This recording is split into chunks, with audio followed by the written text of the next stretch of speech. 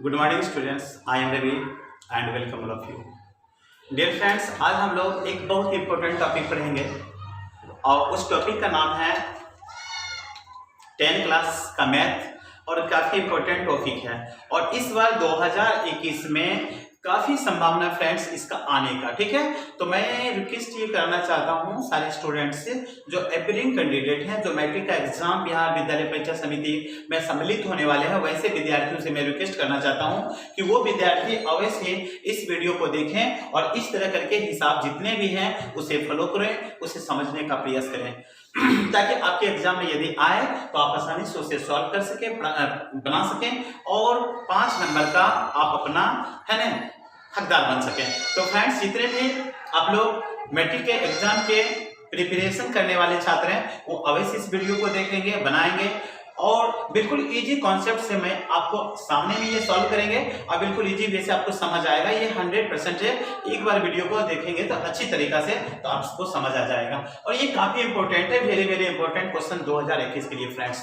तो इसलिए मैं आपसे रिक्वेस्ट करता हूं कि ये वीडियो अवश्य देखें और अपने मानसिक पटल पर हमेशा के लिए बैठा कर रखें। नहीं तो आने वाले दिन में यदि आप छूट गए, इस हिसाब को आने के बाद यदि नहीं बना पाए तो जीवन भर हॉल लाइफ आपको रिपेंट करना पड़ेगा, पछताना पड़ेगा। बट बंधु, आप लोगों को छोड़ना नहीं है, मुझे विश्वास है आप इसे समझेंगे सही तरीका से और आप अपने एग्जाम में इसे बनाएंगे और अपने मार्क्स को एक अच्छे मुकाम पर, एक अच्छे जगह पर लेके उसे पहुंचाएंगे। तो चलिए फ्रेंड्स, हम लोग चालू करते हैं। बहुत ही इंपॉर्टेंट क्वेश्चन है, 3 नंबर का क्वेश्चन। त्रिज्या 12 सेंटीमीटर वाले एक वृत्त की कोई जीवा केंद्र पर 120 डिग्री का कोण अंतरित करती है तो संगत वृत्तखंड का क्षेत्रफल ज्ञात करें। चलिए, बहुत इजी वे है। सबसे पहले मैं पिक्चर बनाता हूं, पिक्चर से ही तुम लोगों को 90% सॉल्व हो जाएगा। सबसे पहले एक वृत्त लिया जाए तो थोड़ा सा वृत्त जो है ना हम लोग अच्छे ढंग से लेते हैं फ्रेंड्स। चलिए, अब ये एक वृत्त हो गया प्यारे बच्चों। ये वृत्त जो है बिल्कुल एकदम वृत्ताकार है, ठीक है, जस्ट लाइक। अब इसके एक हम सेंटर लेते हैं फ्रेंड्स, कोई एक सेंटर लेते हैं वृत्त का केंद्र, उस सेंटर को क्या मानते हैं, ओ मानते हैं। चलिए, अब मेरे पास कितना है, 12 सेंटीमीटर त्रिज्या, 12 सेंटीमीटर त्रिज्या, 12 सेंटीमीटर त्रिज्या का एक त्रिज्या लीजिए और वृत्त में स्पर्श करा दीजिए। देखिए ये त्रिज्या हो गया, ठीक है। और इधर भी हम लोग 12 सेंटीमीटर लेते हैं ताकि आप लोगों को समझने में थोड़ा बड़ा लेते हैं, समझने में प्रॉब्लम नहीं हो। देखिए ऐसा ये जो देख रहे हैं ये एक त्रिस्खंड है, ठीक है। ये जो देख रहे हैं वो क्या है, त्रिस्खंड है। चलिए, इसको ओ मानते हैं, इसको ए मानते हैं, इसको बी मान लेते हैं, ठीक है। आप कुछ भी मान सकते हो, कोई प्रॉब्लम नहीं है।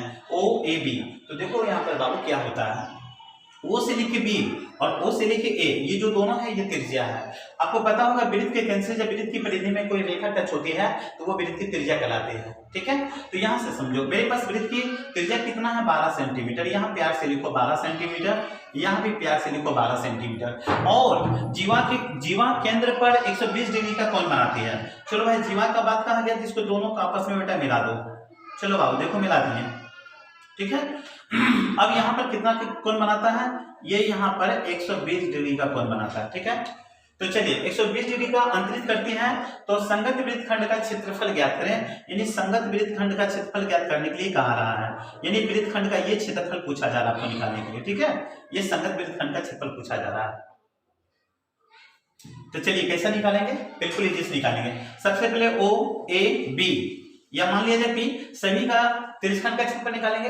त्रिज्यखंड का क्षेत्रफल निकालने के बाद उसमें ओ ए बी का क्षेत्रफल निकाल के उसमें घटा देंगे। तो घटाने के बाद जो बचेगा यही वृत्तखंड का क्या बन जाएगा, क्षेत्रफल बच जाएगा। आप इसको संगत वृत्तखंड बोले या लघु वृत्तखंड बोले, जो भी कहें, इसका क्षेत्रफल आपको निकालना है। चलिए, तो हम लोग बिल्कुल इजी वे से देखते हैं। सबसे पहले मेरे पास थीटा का मान कितना है, 120 डिग्री, त्रिज्या का मान है 12 सेंटीमीटर, इसलिए त्रिज्यखंड ओ ए पी बी का क्षेत्रफल। चलिए देखिए, यहां लिखेंगे त्रिज्य खंड ओ ए पी बी का क्षेत्रफल। फॉर्मूला में क्या होगा, पाई आर स्क्वायर थीटा बटा 360 डिग्री। अब यहां पर हम लोग क्या करेंगे, बिल्कुल अब हम लोग बगल में बनाते हैं। अब यहां पर देंगे पाई का मान 22 बटा 7, आर का मान है मेरे पास 12 सेंटीमीटर। यहाँ बाबू तुम 12 सेंटीमीटर का होल स्क्वायर दोगे, बगल में तुम्हारे पास क्या है फॉर्मूला में थीटा, थीटा का मान है 120 डिग्री, यहाँ दोगे, नीचे में 360 डिग्री है। चलिए अब एक बार और लिख लिया जाए, आपके पास 22/7 गुना 12 गुना क्या करोगे 12 गुना 120 सेंटीमीटर का होल स्क्वायर गुना करोगे 360। चलो सबसे पहले 12 से डिवाइड करो, 12 तिया 36, फिर 3 से डिवाइड करो, 3 चौक 12, ठीक है। अब कटने वाला नहीं है, अब बिल्कुल कटने वाला नहीं है, क्या करना चाहिए, पाई का मान यहाँ पर क्या दिया 3.14 और पाई का मान में क्या बैठा दिया 22/7, जो कि बिल्कुल वो गलत हो गया। यहाँ पर हमें 22/7 नहीं बैठाना है, मैं देखा नहीं, बैठा दिया, गलत हो गया। पाई का मान यहाँ देना है, पाई का मान 3.14 का प्रयोग करना है, इसके लिए सॉरी।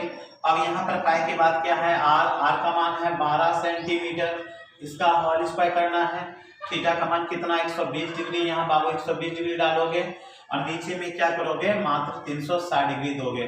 360 को 12 से 120 से भागा दोगे, 12 तिया 36 3 में आ जाएगा, बचा यहाँ पर तुम्हारे पास 3.14 गुना 12 गुना क्या करोगे 12 और बटा 3 सेंटीमीटर का होल स्क्वायर।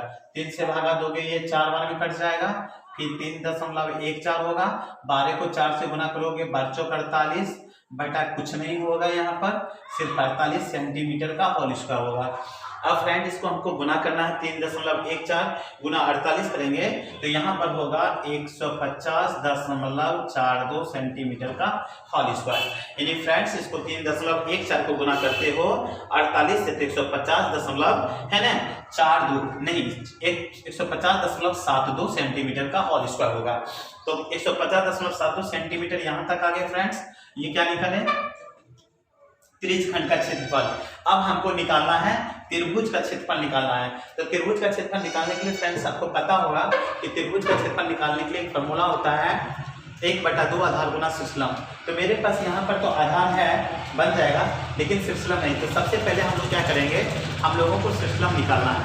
तो चलिए हम लोग यहाँ पर से क्या करते हैं, एक रचना करते हैं। ये एंगल से 0 केंद्र से एक हम यहाँ पर लंब डालते हैं, एक यहाँ पर लंब डाल दिया जाए, जीवा पर एक लंब डाल दिया गया। तो फ्रेंड्स आप देख रहे होंगे कि सबसे पहले यहाँ पर 120 डिग्री का कोण था। अब 120 डिग्री आपको पता होगा जब किसी एंगल को कोई रेखा डिवाइड करता है तो 2 समान भागों में बांटता है। ये कोण भी 2 समान भाग में बट गया और ये भी जो जीवा है ये भी 2 समान भाग में बट गया। तो यहाँ पर 120 है तो ये क्या होना चाहिए 60 डिग्री, ये भी क्या होना चाहिए 60 डिग्री, ठीक है। तो सबसे पहले यहाँ पर 60 डिग्री, तो यहाँ O A B और इसे हम लोग D से सूचित कर देते हैं फ्रेंड्स, ठीक है। तो सबसे पहले यहाँ पर थोड़ा सा देखना है बाबू कि यहाँ पर एक समकोण त्रिभुज बन रहा है, ये भी एक समकोण त्रिभुज बन रहा है। यहाँ पर भी राइट एंगल 90 डिग्री बन रहा है, इधर भी राइट एंगल 90 डिग्री बन रहा है। तो यहाँ पर हम लोग एक प्रमेय हम लोग पढ़े होंगे, आप भी पढ़े होंगे प्रमेय। तो प्रमेय जो पढ़े थे पाइथागोरस प्रमेय। पाइथागोरस प्रमेय का फॉर्मूला है 2 भुजाओं का योग, 2 भुजाओं के वर्गों का योग तीसरी भुजा के वर्ग के बराबर होती है। यानी 2 भुजाओं के वर्गों का योग जो तीसरी भुजा होगी उसके बराबर होते हैं। जैसे भुजा में लेते हैं 3 4 5, यदि 3 का होल स्क्वायर करते हैं 3 3 9, 4 का होल स्क्वायर 4 4 16, तो 16 और 9 कितना होता है 25, यानी 5 पर पावर 2 के वो बराबर होते हैं 25 25। तो इस त्रिभुजाओं को यदि जो है ना वेरीफाई करता है तो वो समकोण त्रिभुज की भुजाएं कहलाती है। तो जस्ट लाइक यहाँ पर हम लोग इसी तरह देखेंगे पाइथागोरस प्रमेय का यहाँ पर प्रयोग करेंगे। तो सबसे पहले देखना है फ्रेंड्स यहाँ पर 60 डिग्री है, यहाँ पर 90 डिग्री है। तो 90 डिग्री की जो सामने वाली भुजा होती है ये कर्म हो जाता है, आपको पता होगा, ठीक है। और ये थीटा से जो संलग्न भुजा होता है ये लंब हो जाता है, जिसको हम लोग परपेंडिकुलर कहते हैं। और ये जो भुजा होता है ये आधार हो जाता है, सॉरी थीटा के सामने ये लंब हो जाएगा और ये संलग्न भुजा क्या हो जाएगा आधार। एक बार फिर समझ लें, 60 डिग्री से संलग्न भुजा ये तुम्हारा आधार हो जाएगा, ये आपका जो देख रहे हैं एडी ये लंब हो जाएगा क्योंकि थीटा के सामने वाली भुजा है, और 90 डिग्री के सामने वाली भुजा क्या होती है कर्म होती है। तो अब हम लोग यहाँ पर देखना फ्रेंड्स कि एक समकोण त्रिभुज में 3 भुजाएं होती है, 3 भुजाएं में कितने भुजाएं की मान है? हमारे पास एक भुजा की ही मान है जिसका कर्ण का मान है 12 सेंटीमीटर। ना तो लंब का मान है ना तो मेरे पास आधार का मान है। तो लंब और आधार का मान चाहिए ना, तो कहाँ से लाओगे? तो लंब और आधार का मान थीटा से लाएंगे, थीटा मेरे पास दिया होता, आसानी से लाएंगे। तो चलिए अब हम लोग किसी त्रिभुज में एक में बात करते हैं। तो एक लेते हैं हम समकोण त्रिभुज, वहां हम लेते हैं त्रिभुज ओ डी ए में, त्रिभुज ओ डी ए में, यानी हम यहाँ पर कह सकते हैं कोण ओ डी ए बराबर राइट एंगल, यानी एक समकोण त्रिभुज। और फिर इसलिए कोण ओ ए ओ डी, ओ ए ओ डी बराबर ए ओ डी बराबर 60 डिग्री, यानी 60 डिग्री से बनाना है। तो सबसे पहले फ्रेंड्स यहाँ देखना, थीटा के सामने ये लंब होता है, ठीक है, थीटा के सामने लंब ये हो गया, ये आधार हो गया। तो आधार और ये कर्ण होता है। आधार बटा कर्ण किसका फॉर्मूला होता है? आधार बटा कर्ण यानी कॉस। तो यहाँ पर हम लोग फॉर्मूला अब प्रयोग करेंगे, कॉस 60 डिग्री बराबर आधार बटा कर्ण। तो यहाँ पर हम लोग देखते हैं ये जो cos 60 है, cos 60 के इक्वल हम लोग जानते हैं क्या होता है, पहले देख लेंगे। आधार आपके पास क्या है? तो आधार यहाँ पर हमारे पास आधार है OD, तो यहाँ पर क्या लाएंगे OD। कर्ण मेरे पास क्या है OA, कर्ण क्या लाना है OA। cos 60 का मान 1/2 होता है। अब यहाँ से मान रखेंगे OD, OD तो मेरे पास मान नहीं है, तो यहाँ पर OD का OD ही रखेंगे प्यारे बच्चों। OA का मान कितना है 12 सेंटीमीटर, यहाँ पर हम लोग 12 सेंटीमीटर रखेंगे। यदि 2 को हम 12 से काटते हैं 6 होता है, इस तरह से क्रॉस करते हैं, तो OD बराबर हमारे पास OD बराबर प्यारे बच्चों आ जाएगा 6 गुना 1 करेंगे तो 6 सेंटीमीटर आ जाएगा, यानी मेरे पास OD का मान कितना आ गया 6 सेंटीमीटर। तो चलिए भाई OD यहाँ से यहाँ है, ये 6 सेंटीमीटर दे देते हैं सुविधा के अनुसार। तो चलिए मुझे कर्ण भी प्राप्त हो गया, लंब भी प्राप्त हो गया, एक आधार बच गया। तो फिर एक आधार के लिए सूत्र को यूज करते हैं, थीटा के सामने वाली भुजा ये लंब हो जाएगा और ये बेटा तुम्हारा क्या हो गया कर्ण। तो ये लंब हो गया और ये कर्ण हुआ, तो लंब बटा कर्ण किसका फॉर्मूला? साइन का फॉर्मूला। तो यहाँ पर हम लोग फिर क्या लिखेंगे? फिर लिखेंगे बाबू यहाँ पर कि साइन 60 डिग्री बराबर लंब बटा कर्ण लिखेंगे, ठीक है। तो साइन 60 का मान क्या होता है बाबू? √3/2 बराबर लंब। अब थीटा के सामने वाला लंब, तो लंब का नाम क्या है? साइड का नाम AD, कर्ण क्या है OA। तो यहाँ पर OA दोगे, यहाँ बचेगा √3/2, फिर क्या करोगे AD। तो AD का मान मेरे पास निकालना है, AD का मान तो है नहीं, तो AD रखेंगे। और OA का मान कितना है 12 सेंटीमीटर, तो यहाँ 12 सेंटीमीटर दोगे। अब क्रॉस करना है, AD को 2 से गुना करोगे 2AD हो जाएगा, और ये क्या करोगे 12√3 सेंटीमीटर। इसलिए AD बराबर क्या करोगे 12√3 सेंटीमीटर बटा ये 2 नीचे आएगा, 2 से भागा दोगे तो ये 6 हो जाएगा। तो AD बराबर हो जाएगा 6√3 सेंटीमीटर।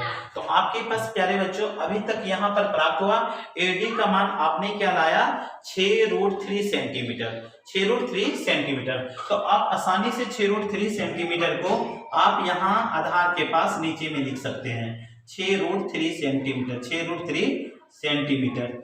आपको दिख रहा होगा बिल्कुल एकदम कम दिखता होगा क्योंकि जगह स्पेस बहुत कम है बाबू, ध्यान से अच्छा से देखो 6√3 सेंटीमीटर। जब हमारे पास AD 6√3 सेंटीमीटर हो सकता है तो AD बराबर है किसका? BD का बराबर है, तो BD भी मेरा पास क्या होना चाहिए 6√3 होना चाहिए। तो AD के बराबर AB हम लिख सकते हैं AD प्लस BD, यानी 6√3। तो चलो समय के अभाव के कारण से हम डायरेक्ट AB बराबर 6 12√3 लिखते हैं। तो चलो बाबू यहाँ ध्यान दोगे, AB बराबर 6 12√3 सेंटीमीटर कर दिए, कोई दिक्कत? क्योंकि 6 सेंटीमीटर 6 सेंटीमीटर 12 सेंटीमीटर 12√3 सेंटीमीटर, तो ये भी आ गया। अब आसानी से हम लोग क्या करेंगे त्रिभुज OAB का क्षेत्रफल निकाल सकते हैं। तो अब हमारे पास क्या है प्यारे बच्चों ध्यान दोगे, अब लिखेंगे त्रिभुज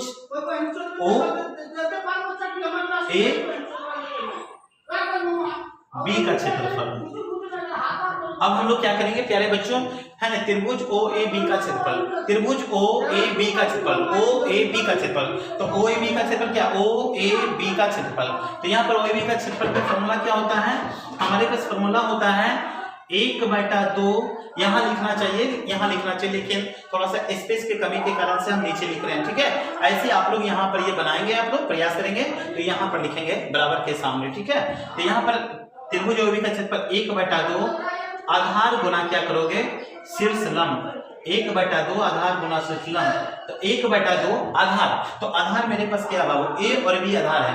आधार के मतलब बता दिए कि जिस पर आप लंब डालते हैं वो भुजा जो होता है वो आधार हो जाता है। तो A से लेके B आपका आधार हो जाएगा, क्योंकि O और D जो लंब डाला गया कौन सा भुजा पर, AB पर, तो आपका आधार हो जाता है AB। तो यहाँ पर आधार में लिखेंगे AB लिखेंगे, और शीर्ष लंब क्या है बाबू, तुम्हारा शीर्ष लंब AOD है। शीर्ष लंब की जगह पर तुम क्या प्रयोग करोगे, OD प्रयोग करोगे। फिर प्यारे बच्चों हम लोग आगे की ओर चलते हैं, ठीक है। अब यहाँ पर क्या करेंगे हम लोग, यहाँ लिखेंगे 1/2। अब मेरे पास क्या है AB। अब देखो AB का मान टोटल हम कहाँ लाए, थोड़ा सा ध्यान दोगे, AB का मान टोटल 12√3 लाए। तो यहाँ पर हम लोग क्या करेंगे, 1/2 आधार AB, यहाँ लिखेंगे 12√3 सेंटीमीटर गुना OD। तो ये जो O और D है इसका मान लाए थे 6 सेंटीमीटर, तो यहाँ पर 6 सेंटीमीटर देते हैं, 2 से आप काट दीजिए, 2 तिया 6, यानी 12 गुना 3 करोगे तो 12 गुना 3 12 तिया 36√3 सेंटीमीटर का होल स्क्वायर। अब यहाँ पर क्या करना है, 36 गुना √3 का मान 1.732 सेंटीमीटर का होल स्क्वायर, यानी √3 का मान आपके बुक में यदि दिया होता है तो आपको उसी का मान बैठाना है। तो वहां पर बाबू है 36 गुना क्या करना है, 1.732, या तो आप 73 भी दे सकते हैं, इसको गुना करेंगे तो 62.28 आपके पास आएगा, 62.28 सेंटीमीटर इसको आएगा। तो गुना करने पर 62.28 आ गया। तो चलिए अब हमारे पास क्षेत्रफल भी आ गया, हमारे पास त्रिज्यखंड का मान भी आ गया। टोटल देखिए बाबू, यहाँ से ले ये टोटल त्रिज्यखंड है, और यहाँ से लेके जो हम बात कर रहे हैं ये आपका त्रिभुज का क्षेत्रफल है। फिर से समझ लो बाबू, फिर मौका नहीं मिलेगा। त्रिज्यखंड का है, जो मेरा पेन चल रहा है वहां तक त्रिज्यखंड देखो, ये यहाँ से यहाँ आओगे, फिर ये वृत्त का टोटल यहाँ से लोगे और यहाँ तक आओगे, ये एक त्रिज्यखंड है। और क्षेत्रफल, फिर त्रिभुज का क्षेत्रफल कहाँ से है, O से लेके A आओगे, फिर कहाँ जाओगे B, अब B से कहाँ आओगे O पर, ये त्रिभुज का क्षेत्रफल हो गया। यदि त्रिज्यखंड के क्षेत्रफल में त्रिभुज का क्षेत्रफल घटा देंगे तो ये आपका प्राप्त हो जाएगा क्या, संगत वृत्तखंड का क्षेत्रफल, इसको लोग वृत्तखंड का भी क्षेत्रफल कहते हैं। तो चलिए संगत वृत्तखंड का क्षेत्रफल निकालते हैं। बिल्कुल अंतिम हम लोग अब आ रहे हैं, अब लिखेंगे संगत वृत्तखंड का क्षेत्रफल। तो संगत वृत्तखंड का क्षेत्रफल में क्या लिखोगे, संगत वृत्तखंड का क्षेत्रफल लिखोगे त्रिज्यखंड OAP का क्षेत्रफल, त्रिज्यखंड OAPB का क्षेत्रफल। अब घटा में लिखोगे बाबू त्रिभुज OAB का क्षेत्रफल, त्रिभुज OAB का क्षेत्रफल। तो चलिए अब ध्यान देंगे, त्रिज्यखंड OAP का क्षेत्रफल, इसका त्रिज्यखंड का क्षेत्रफल कहाँ पर लाएं ये देखना है। तो इसका क्षेत्रफल लाएं 150, यहाँ रखोगे बाबू 150.72 सेंटीमीटर का होल स्क्वायर। और त्रिभुज OAB का क्षेत्रफल क्या लाएं, त्रिभुज OAB का क्षेत्रफल लाएं 62.28 सेंटीमीटर का होल स्क्वायर। तो चलिए प्यारे बच्चों घटा लिया जाए इसको। सबसे पहले यहाँ 2 है और यहाँ पर 8 है, ये घटेगा नहीं। सबसे पहले एक बेटा यहाँ पर पैंचा लोगे, एक बैलेंस लेंगे 12 में से 8 यदि जाता है तो सबसे पहले 4 लिखोगे, ठीक है। फिर यहाँ पर आपके पास 6 बचता है, 6 में से 2 जाएगा, तो फिर यहाँ पर आप 4 लगाएंगे, ठीक है। फिर एक दशमलव देंगे, आपके पास दशमलव के बाद यहाँ 2, दशमलव के बाद यहाँ 0, 0 से 2 नहीं जाएगा। फिर आपके पास एक बैलेंस लेना है, 10 होगा, 10 में 2 जाएगा तो यहाँ पर आपको 8 देना है। फिर आपके पास यहाँ पर क्या है 6, और आपके पास यहाँ बचा 4, फिर एक पैजा लेंगे 10 और 4 14, 14 में 6 चला जाएगा तो फिर बचेगा आपका 8। यानी प्यारे बच्चों आपके पास ये संगत वृत्तखंड का जो क्षेत्रफल आया 88.44 सेंटीमीटर का होल स्क्वायर। ये प्यारे बच्चों आपका आंसर हो गया, और ये बिल्कुल आप लोगों को सटीक आंसर हुआ, और आशा रखते हैं कि ये बिल्कुल तुम लोगों को बिल्कुल समझ आ गया होगा। थोड़ा सा लॉन्ग है लेकिन आप लोगों को बिल्कुल समझ आ गया होगा। तो फिर प्यारे बच्चों एक बार इसको बिल्कुल सही रूप से आप लोग देख लें। और फिर यदि कोई प्रॉब्लम है तो मुझे कमेंट करने का प्रयास करें। तो देखिए त्रिज्या 12 सेंटीमीटर वाले वृत्त की कोई जीवा केंद्र पर 120 का कोण अंतरित करती है तो संगत वृत्तखंड का क्षेत्रफल ज्ञात करें। सबसे पहले फ्रेंड्स क्या करना है, एक वृत्त लेना है, एकदम डायरेक्टली पढ़ा रहे हैं, बस एक लास्ट बार, एक वृत्त लेना है। एक वृत्त लेने के बाद सबसे पहले एक क्या करना है, एक जीवा लेना है, ठीक है, ए और बी। जीवा लेने के बाद क्या होता है, एक 12 सेंटीमीटर का एक त्रिज्या लेना, ठीक है। त्रिज्या लेने के बाद जो जीवा लेते हैं वो आपका वृत्तखंड ये बच जाता है, ठीक है। उसके बाद आपके पास क्या है, थीटा का मान है 120 सेंटीमीटर, आर का मान है 12 सेंटीमीटर। त्रिज्यखंड का क्षेत्रफल निकाल लेना है 360 से। जब त्रिज्यखंड का क्षेत्रफल निकालेंगे तो आपके पास इतना आ जाएगा, ठीक है। इसके आने के बाद आपको निकालना है वृत्तखंड का क्षेत्रफल निकालना है। तो सबसे पहले त्रिज्यखंड निकाल के आपको त्रिभुज का क्षेत्रफल घटाना है। अब त्रिभुज का क्षेत्रफल निकालना है तो त्रिभुज के क्षेत्रफल के लिए फॉर्मूला होता है 1/2 आधार गुना शीर्षलंब, ठीक है। तो 1/2 आधार गुना शीर्षलंब के लिए आपको सबसे पहले इसका शीर्षलंब निकालना, आधार निकालना है। तो शीर्षलंब और आधार निकालने के लिए एक लंब डालना होगा आपको, ठीक है। तो यहाँ पर क्या किए, त्रिभुज ओडी में ODA बराबर 90 डिग्री, OAD बराबर 60 डिग्री, cos 60 से एक निकाले और दूसरा एक sin 60 से निकाले। तो cos 60 से जो निकाले वो तुम्हारा लंब हो गया और sin 60 से जो निकाले वो आधार हो गया। तो चलिए आधार और लंब आ गया, क्योंकि त्रिभुज के क्षेत्रफल के लिए दो चीज चाहिए, एक आधार और लंब। तो इसी कारण से इसको निकालना पड़ा और हमारे पास वो भी फॉर्मूला यूज करके हम ला दिए, उसका मान आ गया 62.28। अब आसानी से क्या करेंगे, संगत वृत्तखंड का क्षेत्रफल क्या लिखेंगे, त्रिज्यखंड का OAB का क्षेत्रफल घटा OAB का क्षेत्रफल। 150.72 में 62.28 घटा देंगे तो 88.44 सेंटीमीटर का होल स्क्वायर आ जाएगा। और इस हिसाब को फ्रेंड्स आप ऐसे भी बना सकते थे, एक फॉर्मूला आता है पाई स्क्वायर थीटा बटा 360 minus 1/2 sine theta R square, उस पर भी ये बना सकते हैं। लेकिन कोई बात नहीं, आप ये डायरेक्ट इस तरह बनाएं तो आपका बेटर होगा। तो चलिए फ्रेंड्स, मैं आशा करता हूँ कि ये वीडियो आप लोगों को अच्छी तरह से समझ आया होगा और समझ जाएंगे। लेकिन एक बार यदि आपको ये वीडियो समझ नहीं आता है एक बार में, तो ऑब्वियसली 1-2 बार आप अच्छा से ट्राई करेंगे, धीरे धीरे करके समझेंगे और एक बार 2 बार अपनी कॉपी में प्रैक्टिस करेंगे तो 100% है, मुझे आशा है, कहते हैं कि आपको अच्छी तरह से समझ आ जाएगा। तो please do watch the solution of my YouTube channel and if you like please comment your feedback or please share it others.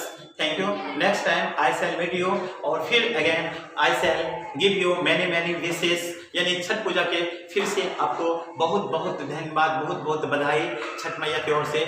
आप सभी को आशीर्वाद है छठ मैया की ओर से तहे तहे दिल से। थैंक यू दोस्तों, फिर नेक्स्ट वीडियो में मिलते हैं। इसके साथ ही आपको जय हिंद, जय भारत।